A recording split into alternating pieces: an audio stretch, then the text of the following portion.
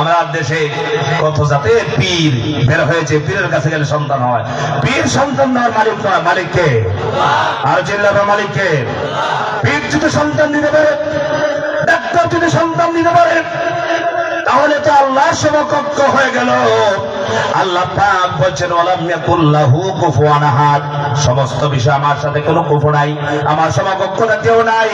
আল্লাহ পাক বলেন লিল্লাহি মুলকুস সামাওয়াতি ওয়াল আরদি ইয়াখলুকু মা ইয়াশাউ ইয়াহাবু লিমান ইয়াশাউ ইনাসাও ওয়া ইয়াহাবু লিমান ইয়াশাউ الذكور أو يزوجهم ذكرانا وإناثا ويجعل من يشاء عقيما إنه عليم قدير.